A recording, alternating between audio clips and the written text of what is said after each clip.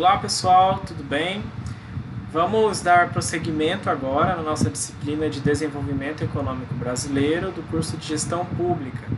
Vamos tratar nesse módulo sobre instrumentos e objetivos de política macroeconômica. Antes da gente começar a falar de tais objetivos e instrumentos, vamos dar uma revisão sobre o que é a macroeconomia. Para esta aula, eu usei o livro Fundamentos de Economia, dos autores Marco Antônio Sandoval de Vasconcelos e Manuel Henriques Garcia. A economia, ela se divide em dois principais ramos. O primeiro deles estuda a relação entre os agentes econômicos. Esse ramo da economia se chama microeconomia. Aqui a gente compreende as relações entre consumidor e empresas e como que esses agentes econômicos tomam as suas decisões. Por outro lado, a macroeconomia ela vai estudar o que a gente chama de agregados macroeconômicos e a relação entre eles. Vamos entender melhor o que significa isso. A macroeconomia, então, busca compreender o que são os agregados macroeconômicos e a relação entre eles. Um agregado macroeconômico é uma medida que sintetiza uma economia ou um mercado. Como exemplos de agregado macroeconômico, nós temos o produto interno bruto, a taxa de desemprego, a taxa de inflação, o saldo da balança comercial e muitos outros. Aqui nesse quadro a gente vê outros exemplos, como por exemplo a renda nacional, a produção nacional, o nível de preço na economia, o nível de emprego e de desemprego, o nível de estoque de moeda, a quantidade de moeda que circula na economia, a taxa de juros, o balanço de pagamento e a taxa de câmbio.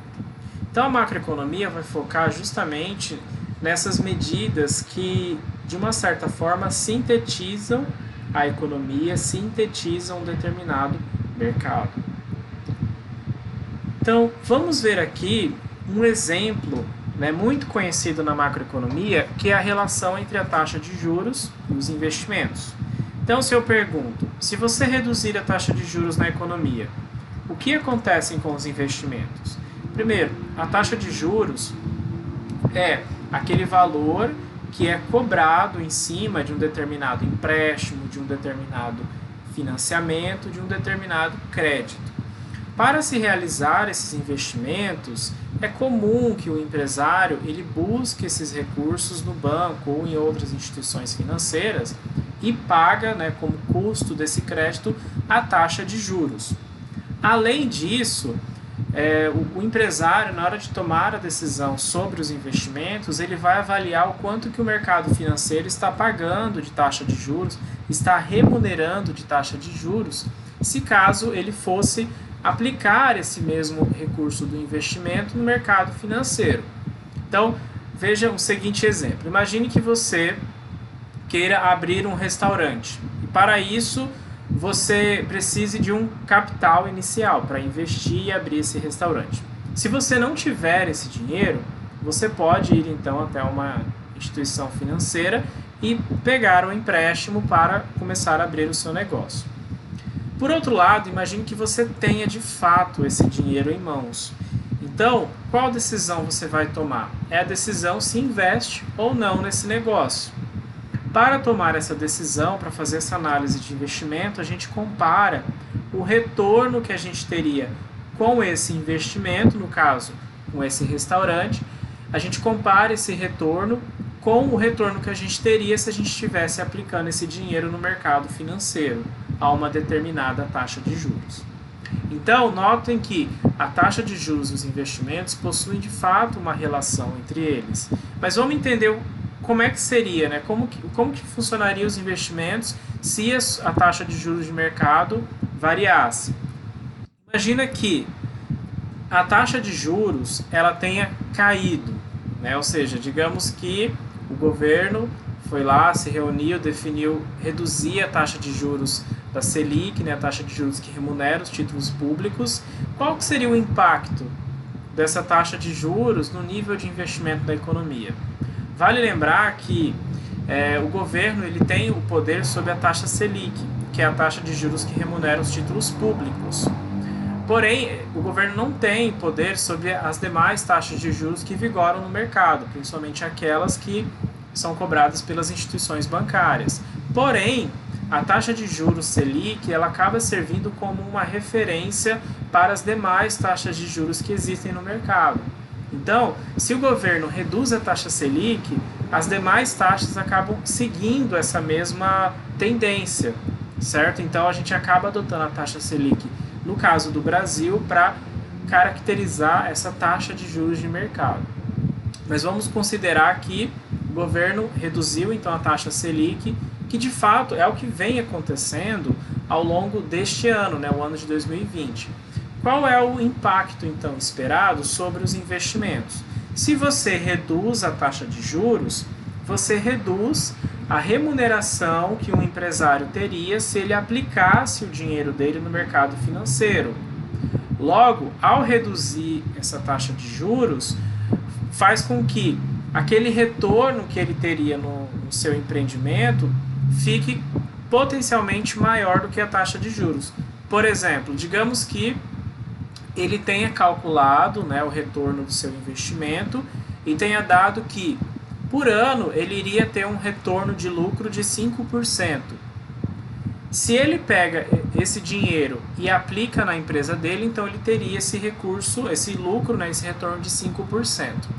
Se ele vai ao mercado e ele vê que a taxa de juros está 7%, então ele vai pensar o seguinte: bom, se eu aplico esse dinheiro na minha empresa, eu vou ter um retorno de 5%. Porém, se eu aplicar no mercado financeiro, o meu retorno será de 7%. Então, o que isso vai gerar no empresário? Ele vai se sentir desestimulado a investir no seu próprio negócio, porque se ele investir no mercado financeiro, ele vai lucrar mais, ele vai ganhar mais com isso. Então, se a taxa de juros está acima daquele retorno que ele espera ganhar dentro do seu empreendimento, então se está acima, ele vai desestimular os investimentos. Por outro lado, se a taxa de juros estiver abaixo desse retorno esperado, ele vai o quê? Estimular os investimentos. Então, por exemplo, se ele faz os cálculos de viabilidade econômica e descobre que o retorno esperado é de 5% se ele investir no empreendimento dele. Se a taxa de juros estiver 3% no mercado, ele não vai querer investir, aplicar o seu recurso no mercado financeiro. Ele vai preferir aplicar no seu negócio, na sua empresa, porque lá, de fato, ele vai estar ganhando mais que isso, certo? Então, aqui a gente tem uma relação, né, que é muito conhecida na economia, que quando você reduz a taxa de juros, você estimula os investimentos dentro da economia. Né? O outro exemplo também, que é quando o empresário ele não tem recurso para investir na empresa e precisa tomar emprestado esse dinheiro, então se você reduz a taxa de juros, o custo do crédito fica mais barato. Então você, ao invés de ele pagar o que ele teria que pagar, por exemplo, se fosse 7, 8, 10%, agora ele estaria pagando 3%, por exemplo, né? Ou seja, estaria pagando muito menos, e isso faz com que ele fique mais motivado a investir, né? A pegar o dinheiro emprestado, porque se ele pega 3%, sabendo que o retorno dele no negócio vai ser 5%, então ali você tem um diferencial, né, de taxa de juros com taxa de retorno, e aí então ele se sente estimulado a investir. Então, o que a gente tem, né? Qual que é a tendência, né? O que a gente espera na economia com a redução da taxa de juros e com o aumento dos investimentos? Primeiro, a gente vai ter um impacto na produção nacional, né? Então, se de uma maneira geral a taxa de juros cai na economia, você estimula os investimentos resultam então no aumento da produção. Um outro efeito é você ter um impacto no nível de emprego e de desemprego da economia, né? E também um impacto no nível da renda nacional. Agora, veja bem, esses três agregados macroeconômicos que eu acrescentei aqui, eles serão impactados de maneira positiva, né, pelo aumento dos investimentos. Então, o que você vai ter aqui? Você vai ter um aumento da produção nacional, você vai ter um aumento no nível de emprego e você vai ter um aumento no nível da renda nacional. Então, esse é um efeito esperado dentro da economia. Isso sempre acontece? Às vezes não, por quê? Porque existem muitos outros fatores que influenciam dentro da economia. Mas esse, de fato, é um efeito esperado quando se reduz a taxa de juros. Beleza, pessoal? Então, o que a gente aprende aqui com esse exemplo? Que a macroeconomia ela vai justamente buscar compreender os agregados macroeconômicos. Então, aqui a gente tem taxa de juros da economia, nível de investimento da economia, produção nacional da economia, nível de emprego, nível de desemprego, nível da renda nacional. Então, a gente tem esses e muitos outros agregados macroeconômicos e esse ramo dentro da economia vai justamente entender qual é a relação entre eles. Então, se você conhece essa relação entre eles, você consegue adotar determinados instrumentos de política macroeconômica para atingir um determinado objetivo. Então, por exemplo, se o meu objetivo aqui fosse aumentar a produção nacional, aumentar o nível de emprego e aumentar o nível de renda, eu teria que poderia estimular os investimentos reduzindo a taxa de juros. Beleza? Então, quando a gente entende a economia, a macroeconomia, a gente consegue pensar políticas econômicas. Tá bom? Então, na próxima aula, a gente vai entrar no conteúdo de política macroeconômica, seguindo o mesmo livro que a gente vem adotando, Fundamentos de Economia, e a gente vai focar nos objetivos de política macroeconômica. Tá certo? Um abraço e até mais, pessoal!